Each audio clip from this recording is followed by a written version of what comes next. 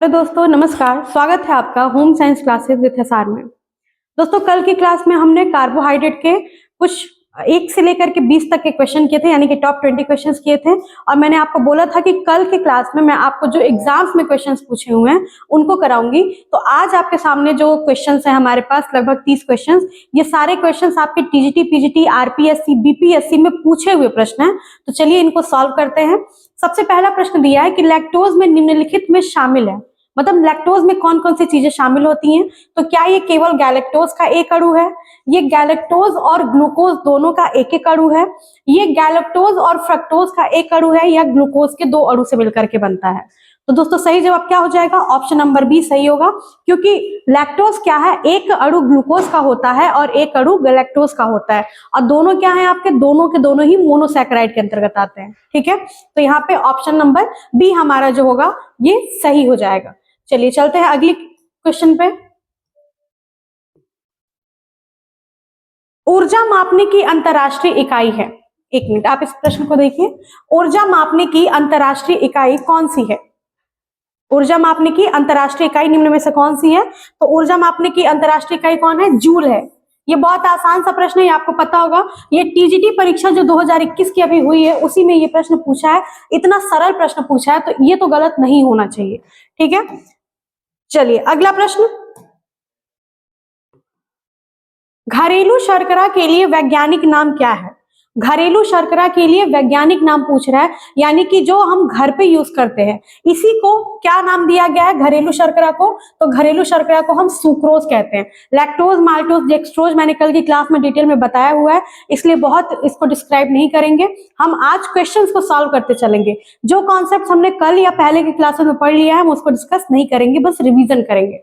ठीक है, तो सुक्रोज को हम घरेलू शर्करा कहते हैं। और एक चीज और ध्यान दीजिएगा कि सुक्रोज को ही हम टेबल शुगर भी कहते हैं। ठीक है, टेबल शुगर के नाम से भी परीक्षा में प्रश्न पूछा हुआ है, तो इसलिए इसको याद रखिएगा, भूलिएगा मत। अगला क्वेश्चन हमारा, नेक्स्ट क्वेश्चन क्या है? एक मिनट। ऊर्जा को मापने की विधि को क्या कहते हैं? ठीक है, ऊर्जा को मापने की विधि को क्या कहते हैं? तो ऊर्जा की मापने की विधि क्या क्या दिया है? फोटोमेट्री दिया है, तापमान दिया है, ज्यामिति दिया है, कैलोरीमेट्री दिया है। तो आपको पता है कि ऊर्जा को हम क्या कहते हैं? कैलोरी कहते हैं ना। ऊर्जा को क्या कहते हैं? कैलोरी कहते हैं। कैलोरी से मापा जाता है इसको, इसीलिए जो ऊर्जा को मापने की विधि होती है वो क्या होती है? वो कैलोरीमेट्री होती है। इसमें हम ऊर्जा को मापते हैं। ठीक है, 1 ग्राम के आधार पे, 1 ग्राम के आधार पे कितनी मात्रा है उसकी, इसके आधार पे नापते हैं।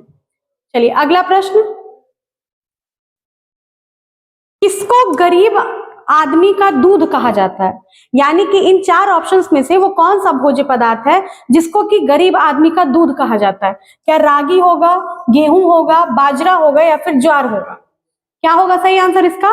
रागी इसका सही आंसर होगा। यहाँ पे रागी, ठीक है, जिसको हम मिलेट भी बोलते हैं। तो रागी या मिलेट्स जो होते हैं उनमें जो सूक्ष्म पोषक तत्व होते हैं जो दूध में पाए जाते हैं वो बहुत ही पर्याप्त मात्रा में पाए जाते हैं। ठीक है, अतिरिक्त मात्रा में भी पाए जाते हैं। रागी को कैल्शियम का सबसे बढ़िया स्रोत माना गया है। ठीक है, इसीलिए इसको दूध की संज्ञा दी गई है, क्योंकि दूध भी क्या होता है? कैल्शियम का बहुत बेहतरीन सोर्स होता है।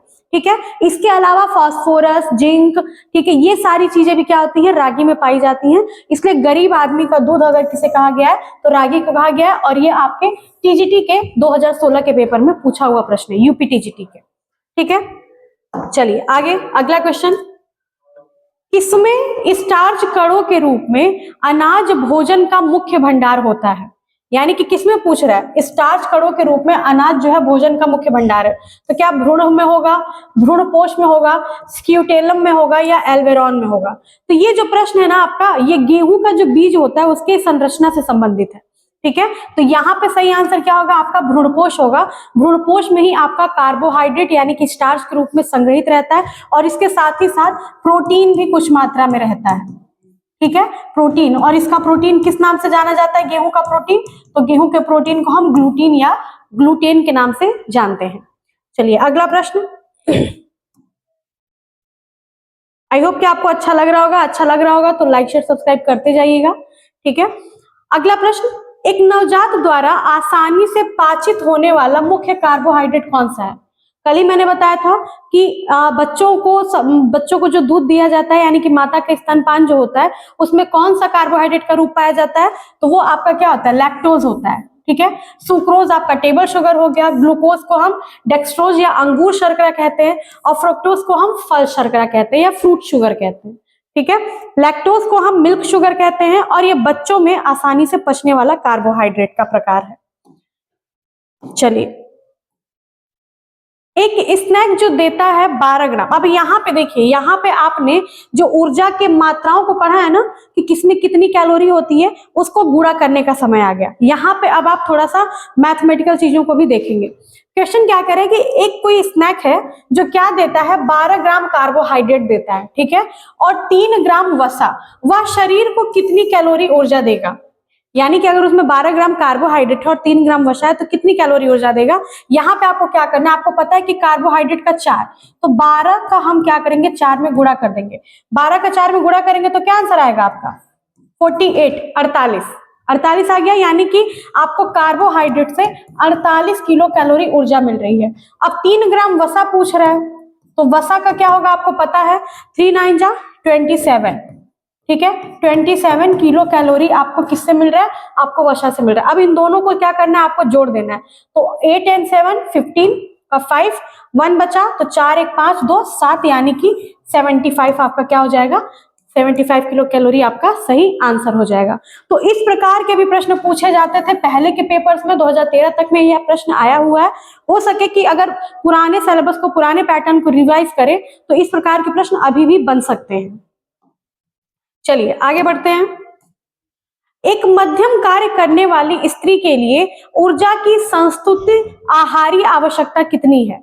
मध्यम कार्य करने वाली महिला की बात हो रही है जो मॉडरेट वर्कर है, ठीक है, क्या होगा, 1275 kilo calorie, 1450 kilo calorie, 1650 kilo calorie या 2130 किलो कैलोरी। तो यहाँ पे आपका सही आंसर क्या हो जाएगा, डी ऑप्शन।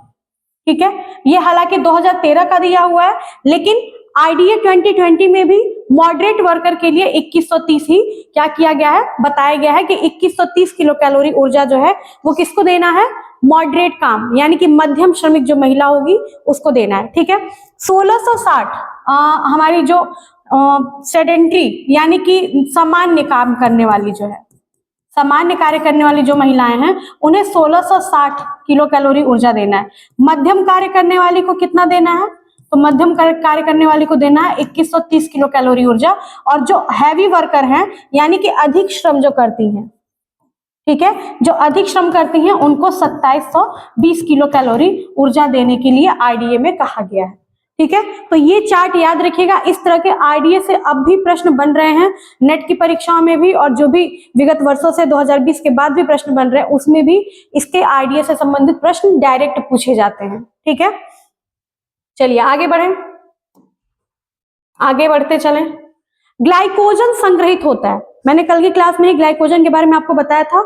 यहाँ बताना है कि ग्लाइकोजन संग्रहित होता है किसमें संग्रहित होता है। तो यहाँ देखेंगे आप, वशीय ऊतकों में दिया है, मांसपेशियों में दिया है, यकृत में दिया है या फिर वृक्क में दिया है। 4 ऑप्शन आपके दिए हुए हैं ना, लेकिन इन 4 ऑप्शन में सबसे ज्यादा कहाँ पे संग्रहित होता है हमारा, तो यकृत में हमारा क्या हो जाएगा, यहाँ पे सही आंसर हो जाएगा। सही तो आपका सी भी होगा, मांसपेशियों में भी होगा, लेकिन कंसीडर किसको किया गया आयोग के द्वारा, वो किया गया है यकृत में। ठीक है, कुल कितना संग्रहित होता है, तो कुल संग्रहित होता है 550 ग्राम। ठीक है ना, ये भी टीजीटी परीक्षा 2013 में पूछा हुआ प्रश्न है। सारे प्रीवियस ईयर में पूछे हुए प्रश्न ही आपको करा रहे हैं जो कि कार्बोहाइड्रेट से रिलेटेड है। इसी तरह हम आगे जो प्रोटीन को पढ़ेंगे तो प्रोटीन से संबंधित प्रश्न होंगे आपके, अलग अलग प्रश्न आपको कराते जाएंगे। अगला प्रश्न, सर्वाधिक ऊर्जा का उपयोग करने वाला काम कौन सा है। बहुत ही आसान प्रश्न, बहुत ही सरल सा प्रश्न है। क्या बुनाई करने में ज्यादा एनर्जी लगेगी, या आटा गूंथने में, या डस्टिंग करने में, या फिर फर्श को पोंछने में, यानी कि पोछा लगाना। बड़ा मुश्किल काम होता है लड़कियों के लिए, खासकर पोछा लगाना। ठीक है, टफेस्ट काम है। तो पोछा लगाना क्या होता है, सर्वाधिक एनर्जी लगता है। कई लोगों को सलाह भी दी जाती है भाई जिनको वेट लॉस करना है पोछा लगाया करो। ठीक है, तो पोछा लगाना क्या करता है, पोछा लगाना आपका सर्वाधिक ऊर्जा उपयोग करने वाले कार्य के अंतर्गत आता है। ये सब क्या है, आपके नॉर्मल कार्य के अंतर्गत आएंगे। चलिए अगला प्रश्न देखते हैं। किस वानस्पतिक स्रोत से ग्लूटीन प्राप्त होता है। वानस्पतिक स्रोत की बात कर रहा है कि किससे ग्लूटीन प्राप्त होता है, तो अभी बताए हैं कि ग्लूटीन क्या है आपका, एक प्रकार का प्रोटीन है। ये प्रोटीन से संबंधित प्रश्न है आपका, लेकिन चूंकि ये अनाज से संबंधित है इसलिए यहाँ पे शामिल है, क्योंकि गेहूं क्या है आपका सही आंसर है यहाँ पे। और गेहूं में आपका कार्बोहाइड्रेट भी पाया जाता है, अधिक मात्रा में गेहूं में आपके कार्बोहाइड्रेट पाए जाते हैं। तो वानस्पतिक स्रोत से ग्लूटीन प्राप्त होता है, तो गेहूं से ग्लूटीन प्राप्त होता है। ठीक है, चलिए अगला प्रश्न, निम्न खाद्य वर्ग में से मुख्य खाद्य वर्ग कौन सा है। यानी कि जो खाद्य वर्ग हैं 5 तरह के बताए गए हैं, 11 तरह के बताए गए हैं, ठीक है, 4 तरह के भी बताए गए हैं, तो उनमें कौन सा है जो प्रमुख खाद्य वर्ग होता है उसके बारे में बता रहा है आपको। और इन खाद्य वर्गों को आप इस आधार पर समझिएगा कि जिनकी मात्रा, जिन खाद्य पदार्थों की मात्रा हमारे भोजन में सर्वाधिक होती है उन्हीं के आधार पर इनका वर्गीकरण किया गया है। तो क्या फल एवं सब्जियां आएंगी प्रमुख के अंतर्गत, ठीक है, या फिर हमारा फल एवं सब्जियां आएंगी, घी व तेल आएगा, गेहूं व मोटे अनाज आएंगे, या अंडे व मांस आएंगे। तो सर्वाधिक प्रमुख खाद्य वर्ग कौन सा हमारा, गेहूं व मोटे अनाज है। ठीक है, सबसे पहले अनाज के जो सोर्स होते हैं वो ज्यादा मात्रा में लिए जाते हैं, फिर प्रोटीन आता है, प्रोटीन के बाद वसा आता है, वसा के बाद विटामिन और फिर खनिज लवण। ठीक है, इसी के आधार पर पोषक तत्वों का वर्गीकरण भी किया जाता है। चलिए अगला प्रश्न, सर्वाधिक स्टार्च किसमें पाया जाता है। सर्वाधिक स्टार्च या मंड जो होता है वो किसमें पाया जाता है, अरारोट में, चावल में, रीठा में, या फिर आलू के अंतर्गत। ठीक है, तो इस प्रश्न का उत्तर क्या हो जाएगा सही आपका, अरारोट। ठीक है, सर्वाधिक स्टार्च जो होता है अरारोट में पाया जाता है। और अरारोट कहां से प्राप्त होता है, ट्यूबलर यानी कि जड़ों में, कुछ पौधे होते हैं उनकी जड़ों में पाया जाता है अरारोट, जो कि क्या है, स्टार्च का रूप है। ठीक है, स्टार्च के रूप में, स्टार्च का फॉर्म है, मंड का रूप में रहता है, ये पाउडर के रूप में हम इसे भोजन पकाने में यूज करते हैं। चलिए अगला प्रश्न, शरीर को सबसे अधिक ऊर्जा किससे प्राप्त होती है। बहुत ही सरल सा प्रश्न है, आप आराम से आंसर लगा देंगे इसका कि शरीर को सर्वाधिक ऊर्जा किससे प्राप्त होती है, वसा से प्राप्त होती है। ठीक है, प्रोटीन से, कार्बोहाइड्रेट से 4 या 4.2 किलो कैलोरी ऊर्जा प्राप्त होती है। खनिज लवण से कोई ऊर्जा नहीं प्राप्त होती है। खनिज लवण शरीर के संचालन के लिए, नियमन के लिए आवश्यक होते हैं। चलिए अगला प्रश्न, ये बहुत इंपॉर्टेंट प्रश्न है क्योंकि कई बार परीक्षा में पूछा हुआ है और अलग अलग ये जितने प्रोसेस आपको दिखाई दे रहे हैं इन सभी से प्रश्न बने हुए हैं। ठीक है, तो आपको ये बताना है कि ग्लूकोज से ग्लाइकोजन बनने की जो प्रक्रिया होती है वो क्या कहलाती है। क्या आप कह रहे हैं, ग्लूकोज से ग्लाइकोजन, यानी कि ग्लूकोज अतिरिक्त है, बहुत अधिक है रक्त में, तो वो किस रूप में कन्वर्ट हो जाता है, ग्लाइकोजन में। तो ये जिससे कन्वर्ट होता है उस प्रोसेस का नाम क्या है, तो उस प्रोसेस का नाम होता है ग्लाइकोजेनेसिस। बहुत सारे नाम एक दूसरे से मिलते जुलते हैं इसलिए कई बार कंफ्यूजन होता है, तो आप इसे आराम से यहाँ पे समझिए कि ग्लाइकोजेनेसिस की बात कर रहा है। ठीक है, छोटा है तो उसमें क्या है, छोटे से बड़ा बन रहा है, यानी कि ग्लूकोज से ग्लाइकोजन बन रहा है। ये जो प्रक्रिया है आपकी ग्लाइकोजिनोलिसिस या जिनोलाइसिस जो कहते हैं, ये क्या है, ये बड़ा है, शब्द बड़ा है, याद रखिएगा इसका शब्द क्या है, थोड़ा सा बड़ा है, तो ये बड़े से बनेगा छोटे में, यानी कि इस प्रक्रिया में क्या होता है, हमारा ग्लाइकोजन से ग्लूकोज में कन्वर्जन होता है। ग्लाइकोजन से किसमें कन्वर्ट होता है, ग्लूकोज में परिवर्तन होता है। कब होता है, जब शरीर को ऊर्जा की आवश्यकता होती है और शरीर में ऊर्जा की कमी होती है, रक्त में जब ग्लूकोज की मात्रा कम होती है तब ये ग्लाइकोजन से ग्लूकोज में बदलता है। इसी तरह से आपका ग्लूकोनियोजेनेसिस है, नियो से याद रखिएगा, नियो का मतलब क्या है, नया। ठीक है, तो जब नया ग्लूकोज का निर्माण होता है, आप इसे यहां लिखिए, ग्लूकोनियोजेनेसिस क्या है, नए ग्लूकोज का निर्माण होना, नए ग्लूकोज का निर्माण होना। ठीक है, ग्लूकोज निर्माण की जो प्रक्रिया होती है, पहली प्रक्रिया एटीपी के द्वारा, वो क्या होता है, वो ग्लूकोज निर्माण, यानी कि एटीपी से हमारा क्या है, पायरुवेट भी कह सकते हैं, पायरुवेट से ग्लूकोज का बनना। और ग्लूकोलाइसिस जो होता है या ग्लाइकोलाइसिस जिसे हम कहते हैं, वो क्या करता है, ये हमारा ग्लूकोज से पायरुवेट बनाता है। क्या बनाता है, ग्लूकोज से पायरुवेट बनाने की प्रक्रिया है, ग्लूकोज से पायरुवेट, एटीपी से ग्लूकोज, ग्लूकोज से एटीपी, यानी कि बेसिकली दो ही चीजों के कन्वर्जन हो रहा है, एक आपका ग्लूकोज से ग्लाइकोजन और ग्लाइकोजन से ग्लूकोज। ग्लूकोज से ग्लाइकोजन में क्या हो रहा है, वो छोटा है, यानी कि ग्लाइकोजेनेसिस जो है, और ग्लाइकोजिनोलाइसिस क्या है, ग्लाइकोजन से ग्लूकोज में कन्वर्ट होना। ठीक है, बड़ा है तो ग्लाइकोजन पहले आएगा। फिर ग्लूकोनियोजेनेसिस यानी कि एटीपी के द्वारा, पायरुवेट के द्वारा हमारा क्या बन रहा है, नया ग्लूकोज का निर्माण हो रहा है। और ग्लाइकोलाइसिस जो प्रक्रिया है वो क्या है, फिर छोटी हो रही है, इसलिए ग्लूकोज से पायरुवेट बनने का उसके द्वारा निर्माण हो रहा है। ठीक है, ऐसे आप छोटा सा अपना ट्रिक बना करके याद रख सकते हैं। हालांकि लिख लेंगे और समझ लेंगे तो वो ज्यादा बेहतर रहेगा ट्रिक की अपेक्षा। चलिए अगला प्रश्न देखते हैं। पॉलीसैकेराइड्स में निम्न शर्करा आती है, कौन सी शर्करा आती है पॉलीसैकेराइड में? क्या स्टार्च आएगा, पैक्टीन आएगा, ग्लाइकोजन होगा या उपरोक्त सभी? देखिए ये टीजीटी परीक्षा 2011 में पूछा भी हुआ है। कब पूछा है? टीजीटी परीक्षा 2011 में प्रश्न पूछा हुआ है। और आपको बता चुके हैं पॉलीसैकेराइड जिस दिन पढ़ा रहे थे कि पॉलीसैकेराइड के अंतर्गत हमारा स्टार्च भी आता है, पैक्टीन भी आता है, ग्लाइकोजन भी आता है, सेल्यूलोज आता है, हेमीसेल्यूलोज आता है, ये सारे के सारे आते हैं। इसलिए उपरोक्त सभी यहाँ पे क्या हो जाएगा, आपका सही आंसर हो जाएगा। ठीक है, चलिए आगे बढ़ते हैं। ये प्रश्न देखिए, ये भी फिर आपका गुणा भाग करने वाला प्रश्न आ गया। भाग नहीं करना है, गुणा ही करना है जनरली। क्या दिया है कि 20 ग्राम प्रोटीन, ठीक, 60 ग्राम कार्बोहाइड्रेट तथा 10 ग्राम वसा कितनी ऊर्जा प्रदान करेगा? फिर यहाँ पे गुणा करना है, डायरेक्ट गुणा कर दीजिए। 20 गुणे प्रोटीन की बात कर रहा है तो 4, ठीक, कार्बोहाइड्रेट की बात कर रहा है तो 60 गुणे 4, क्योंकि प्रोटीन और कार्बोहाइड्रेट का क्या है, कैलोरी बराबर माना जाता है। 10 ग्राम की बात कर रहा है तो 10 ग्राम वसा की बात कर रहा है, इसलिए 10 गुणे 9 में होगा। तो 20 चौके 80, 2 चौके 8 से 20 चौके 80, 6 चौको 24, 240, और यहाँ पे क्या है 10 9 90। ठीक है, ये आ गया हमारा 0, ये 8 4 12, 8 20, 21 का 1 हाथ से बच्चा 2 2 4, 410। 410 कहाँ दिख रहा है आपको? ऑप्शन नंबर सी में। तो ऑप्शन नंबर सी क्या हो जाएगा, आपका सही आंसर हो जाएगा।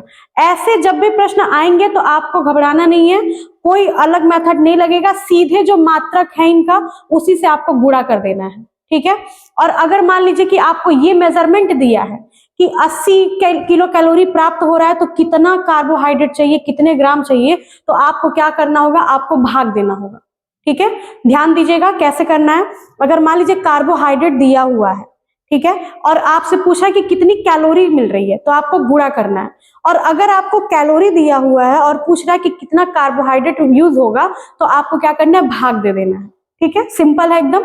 जैसे अगर मान लीजिए यहाँ पे क्या दिया है, अभी आपने देखा कि 80 हमारा कैलोरी दिया हुआ है। अगर कहें हम कि 80 कैलोरी हमें प्राप्त हो रहा है तो उसके लिए कितना कार्बोहाइड्रेट हमें लगेगा, तो आप क्या करेंगे, 80 को 4 से डिवाइड कर देंगे, 4 दूना 8, 20, 20 चौके 80, आपका 20 ग्राम कार्बोहाइड्रेट आ जाएगा।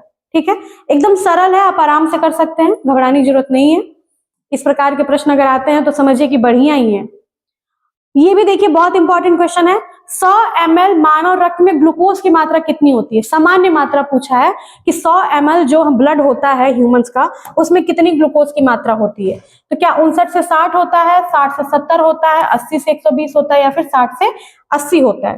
तो सही आंसर क्या है, ऑप्शन नंबर सी, 80 से 120 मिलीग्राम पर डेसीलीटर होता है। ठीक है, 100 ml हमारे रक्त में। इससे कम होता है तो उसको क्या कहते हैं हम, ग्लूकोज का स्तर कम होता है तो हाइपोग्लाइसीमिया। ठीक है, और जब ग्लूकोज का स्तर ज्यादा होता है यानी कि माइनस, कम होगा तो हाइपोग्लाइसीमिया और अधिक होगा तो हमारा क्या हो जाएगा, यही हो जाएगा हमारा हाइपरग्लाइसीमिया। ठीक है, रक्त में ग्लूकोज की मात्रा कम अधिक होना, और यही कम अधिक होने पर भी डायबिटीज भी होता है, यानी कि मधुमेह रोग। चलिए आगे बढ़ते हैं। एमाइलेज को भी कहते हैं, क्या कहते हैं? मैंने बताया आपको 2010 के पेपर में पूछा भी हुआ है। एमाइलेज को भी कहते हैं, क्या कहते हैं? एमाइलेज एंजाइम तो है आपका, ये तो आपको पता है एंजाइम है, ठीक, लेकिन एंजाइम नहीं पूछ रहा है, पूछ रहा है आपसे कि एमाइलेज को और किस नाम से जाना जाता है? तो एमाइलेज को हम टाइलिन के नाम से जानते हैं। ठीक है ना, एमाइलेज को कहते हैं तो टाइलिन होगा। और अगर यहाँ पे सिर्फ प्रश्न ये रहता कि एमाइलेज है, ठीक है, तो यहाँ क्या हो जाता, आपका सही आंसर ए हो जाता। लेकिन अभी फिलहाल के लिए आपका सही आंसर क्या होगा, फिलहाल के लिए सही आंसर आपका ऑप्शन नंबर बी होगा। ठीक है, लाइसोजाइम भी एक एंजाइम होता है जो कि हमारे मुंह में होता है। यहाँ पे एक चीज और आपको कॉन्सेप्ट बता देते हैं, मुंह से हमारी लार ग्रंथियां जो होती है, लार ग्रंथियों से 3 तरह के एंजाइम सिक्रीट होते हैं। ठीक है, हमारा टाइलिन भी होता है, इसके साथ ही साथ हमारा लाइसोजाइम भी होता है। ठीक, लाइसोजाइम क्या करता है, ये जीवाणुओं को नष्ट करने का काम करता है। जो हम खाना खाते हैं और जो पहला कांटेक्ट बैक्टीरिया के द्वारा होता है तो लाइसोजाइम उसको नष्ट करने का काम करता है। और टाइलिन क्या करता है, एमाइलेज क्या करता है, ये हमारे स्टार्च का पाचन करता है। चलिए अगला प्रश्न, लंबे समय तक, थोड़ा सा इसको बड़ा कर देते हैं, लंबे समय तक कठोर शारीरिक कार्य करने के बाद मांसपेशियों में थकान अनुभव होता है। यानी कि जब आप बहुत अधिक श्रम करते हैं तो मसल्स में क्या होता है, दर्द होता है, थकान महसूस होता है। वो किसके कारण होता है, ऑक्सीजन की पूर्ति में कमी के कारण होता है, ग्लूकोज के अवक्षय के कारण होता है, पेशियों में तंतु फूट के कारण होता है, या लैक्टिक एसिड में संचय के कारण होता है। तो सही जवाब क्या होगा, लैक्टिक एसिड। ठीक है, जब बहुत काम होता है, एनर्जी कम मिलता है, ऊर्जा ऑक्सीजन कम होता है, तो उसमें क्या होता है, हमारा जो ग्लूकोज होता है वो लैक्टिक एसिड के फॉर्म में क्या होने लगता है, स्टोर होने लगता है, जमा होने लगता है, जो कि थकान का कारण है। जब भी थकान का बारे में पूछेगा, थकान शब्द आएगा, तो आप वहां पे लैक्टिक एसिड ही लगाएंगे। ठीक है, बिल्कुल कंफ्यूज नहीं होना है, कई बार परीक्षाओं में ये पूछा हुआ है, तो इसलिए आप सही आंसर लगाएंगे क्या, लैक्टिक एसिड का संचय होना या लैक्टिक एसिड का बढ़ जाना। चलिए अगला प्रश्न,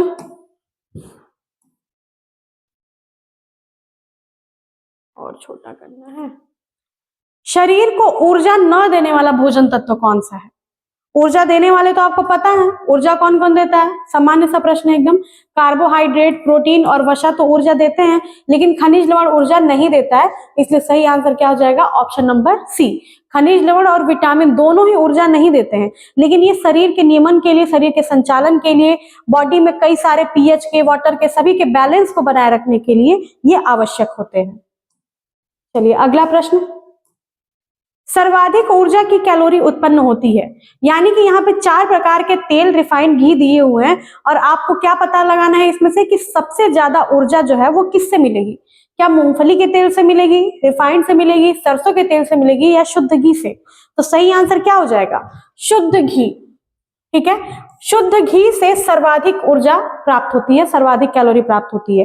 वैसे तो एक नॉर्मल मेजरमेंट जो है आपका वो ये है कि अगर आप 100 ml किसी भी प्रकार का फैट ले रहे हैं तो सब में लगभग आपको 900 किलो कैलोरी ऊर्जा मिलती है। ठीक है, 900 किलो कैलोरी, यहाँ पे 9 किलो फैट की बात नहीं कर रहे हैं, 900 किलो कैलोरी। अगर आप 100 ml ले रहे हैं तो आपको 900 किलो कैलोरी ऊर्जा जो है वो आपको मिलेगी। ठीक है, चलिए अगला क्वेश्चन हमारा, मनुष्य 10 किलो कैलोरी ऊर्जा प्राप्त करता है। अब देखिए आगे आपका कैलोरी दिया हुआ है और आपको क्या बताना है, अब आपको बताना है कि किससे प्राप्त करता है। तो 10 किलो कैलोरी ऊर्जा किससे प्राप्त करेगा, यहाँ पे देखिएगा, क्या 1 ग्राम कार्बोहाइड्रेट से। 1 ग्राम कार्बोहाइड्रेट का मतलब क्या होगा, 1 ग्राम कार्बोहाइड्रेट का मतलब होगा 4 किलो कैलोरी। तो ये तो नहीं होगा, ये गलत हो जाएगा। क्या 2 ग्राम कार्बोहाइड्रेट से मिलेगा, यानी कि हम कुछ नहीं करेंगे, 2 गुणे 4 कर देंगे तो भैया ये तो 8 आ रहा है, ये भी हमारा गलत हो जाएगा। क्या 5 ग्राम कार्बोहाइड्रेट से, तो 5 गुणे 4 कर लीजिए तो ये तो 20 हो जाएगा, यानी कि ज्यादा हो जा रहा है, 10 से ज्यादा हो रहा है, ये भी गलत हो जाएगा। 2.5 ग्राम कार्बोहाइड्रेट से आपका सही होगा, क्यों, क्योंकि जब आप 2.5 × 4 करेंगे तो आपका सीधे का सीधे 10 आ जाएगा। ठीक है, बहुत सिंपल है, बहुत आसान है, बहुत नॉर्मल मिनिमम सा आपको गुणा भाग करना है, लेकिन अगर आप कर लेते हैं, आप प्रैक्टिस कर लेते हैं तो आपका एक प्रश्न जो होगा वो सही हो जाएगा और श्योर गारंटी के साथ सही होगा। चलिए अगला प्रश्न, सभी प्रकार की शर्करा का सरलतम रूप है। सभी प्रकार की जो भी आपके कार्बोहाइड्रेट्स हैं उनमें सबसे सरल रूप किसका है, तो सबसे सरल रूप आपका ग्लूकोज का है। कई बार बता चुके हैं आपको पहले भी। ठीक है, सबसे सरल रूप किसका है, सबसे सरल रूप आपका ग्लूकोज का है, इसलिए हमारा ऑप्शन नंबर सी यहाँ पे सही हो जाएगा। और सबसे जटिल रूप किसका है, तो सबसे जटिल रूप किसका है, सबसे जटिल रूप स्टार्च का है। ठीक है, चलिए फिर आगे बढ़ते हैं, आगे बढ़ते रहते हैं। आप लोग सोच रहे होंगे कि मैम हमेशा आगे बढ़ने कहते हैं, तो हाँ बिल्कुल आगे ही बढ़ने कहेंगे, पीछे जाने को थोड़ी कहेंगे। चलिए अगला प्रश्न बताइए, एक संतुलित आहार में ऊर्जा की अधिकांशता प्राप्ति होती है किससे। अगर एक बैलेंस डाइट है तो हमें उसमें ऊर्जा की प्राप्ति सर्वाधिक मात्रा में किससे होगी, जल्दी बताइए, किससे होगी सर्वाधिक मात्रा में ऊर्जा की प्राप्ति? शरीर बनाने वाले खाद्यों से यानी कि प्रोटीन से, संरक्षित सब्जियों और फलों से यानी कि विटामिन और खनिज लवण से, अनाजों और बाजरा, बाजार नहीं होगा, बाजरा से यानी कि कार्बोहाइड्रेट से, या तेल और वसा से। या लेकिन बैलेंस डाइट की बात कर रहा है तो इसलिए आपका तेल और वसा नहीं होगा, यहाँ पे ध्यान दीजिएगा, अनाज और बाजरा हो जाएगा। ठीक है, ये आपका सही आंसर हो जाएगा ऑप्शन नंबर सी। अनाज और बाजरे से जो होता है बैलेंस डाइट में हमें अधिक ऊर्जा प्राप्त होती है। ठीक, लेकिन अगर यहाँ पे संतुलित आहार नहीं दिया रहता, सिर्फ आहार दिया रहता, तो आपका सही आंसर क्या होता? तब आंसर आपका डी सही होता। ठीक, मुझे लगा ये अच्छा लगेगा बट ये अच्छा नहीं लग रहा है, चेंज करते हैं, अपना पेन ही यूज करते हैं। चलिए फिर करते हैं अगला प्रश्न। खाद्य ऊर्जा की क्रांतिक यानी कि क्रिटिकल इकाई दिखाई जाती है कैसे? ठीक है, खाद्य ऊर्जा की क्रिटिकल यानी कि क्रांतिक इकाई की बात हो रही है, ये एक अलग ही टर्म है। ठीक, ये कब यूज होता है? हम लोग जब बीएमआर कैलकुलेट करना होता है, पुरुषों का अलग महिलाओं का अलग, उनका लंबाई, उनकी उम्र और वजन के आधार पर हम क्या करते हैं? बीएमआई कैलकुलेट करते हैं। और बीएमआर का भी फॉर्मूला होता है, बहुत सारे बीएमआर और बीएमआई के फॉर्मूलाज हैं। बीएमआर बेसिकली होता क्या है? तो बीएमआर का फुल फॉर्म है आपका बेसल मेटाबॉलिक रेट। ठीक है, बेसल मेटाबॉलिक रेट यानी कि जो हमारे उपापचय की आधारीय दर होती है वो होता है बीएमआर, हिंदी में इसे आधारीय चयापचय दर भी कहा जाता है। ठीक है, तो ये कितना होता है? क्रिटिकल इकाई कितनी है? तो 1 एक संबंधित 4 जो होता है ये क्रिटिकल इकाई का है, क्रांतिक इकाई के रूप में दिखाया जाता है, तो इसको आप याद रखिएगा। ठीक है, फिलहाल ये याद करने वाली ही चीज है। अगला गर्भवती महिला, आईडीए से रिलेटेड, अभी आपने आईडीए से रिलेटेड एक क्वेश्चन किया है, फिर आपका आ गया आईडीए से रिलेटेड प्रश्न कि गर्भवती महिला के लिए संस्तुत कैलोरी की मात्रा कितनी होती है? संस्तुत कैलोरी की बात कर रहा है यानी कि अतिरिक्त। अभी आपने पढ़ा कि सेडेंट्री, मॉडरेट और हैवी के लिए 1660, 2130 और 2720 किलो कैलोरी की आवश्यकता होती है। लेकिन अगर मॉडरेट, यहाँ पे समझिएगा भी कि अगर कोई मॉडरेट काम करने वाली महिला है, ठीक है, मध्यम श्रेणी की महिला है, मध्यम कार्य करने वाली, और उसका नॉर्मल कितना देना है उसे? तो नॉर्मल उसे 2130 देना है। अतिरिक्त पूछ रहा है आपसे, तो अतिरिक्त किलो कैलोरी हम कितने देंगे? अतिरिक्त हम देंगे उसको प्लस 350 कैलोरी, यानी कि हमें इसमें 350 किलो कैलोरी और ऐड करना होगा, और ये हमारा कितना हो जाएगा? लगभग 2480 किलो कैलोरी हमें गर्भवती महिला को देना होगा। तो यहाँ पे अतिरिक्त की बात कर रहा है। इसी प्रकार से आपके धात्रीवस्था में भी मिलता है अतिरिक्त कैलोरी। ठीक है, धात्रीवस्था में भी क्या होता है? अतिरिक्त कैलोरी दी जाती है। तो जो 0 से 6 वर्ष, 6 माह तक के जिनके बच्चे होते हैं, जो स्तनपान कराने वाली माताएं होती हैं, इन्हें अतिरिक्त कैलोरी के रूप में प्लस 600 दिया जाता है नए आईडीए के अकॉर्डिंग भी। ठीक है, और जो 6 से 12 माह के स्तनपान कराने वाले बच्चों की माताएं होती हैं, उन्हें प्लस 520 किलो कैलोरी अतिरिक्त ऊर्जा दी जाती है। ठीक है, तो आईडीए चार्ट को जरूर याद रख लीजिएगा। आईडीए चार्ट को हम किसी दिन पूरा एनालिसिस कराएंगे, उस चार्ट को जरूर याद रखिएगा, बहुत सारे क्वेश्चंस उससे बनते हैं। और आईडीए से रिलेटेड, आईडीए कराने के बाद हम आपको क्या कराएंगे? उसके क्वेश्चंस भी कराएंगे, जो अब तक आईडीए 2020 के अपडेट के बाद सारे क्वेश्चंस आए हुए हैं सभी परीक्षाओं के, इसलिए क्लास से बने रहिएगा। चलिए बस खत्म, आज के लिए इतना ही। लगभग 29-30 क्वेश्चंस थे ये हमारे। अच्छा लगा होगा आपको करने में, बहुत आसान प्रश्न भी थे, कॉमन सेंसिकल भी थे। इसी प्रकार के प्रश्न आपकी परीक्षाओं में आते हैं, लेकिन हम लोग परीक्षाओं के प्रेशर में इतने ज्यादा जूझे रहते हैं कि उस समय हम पर क्वेश्चन सही होते हुए भी हम क्या करते हैं? गलत आंसर कर देते हैं।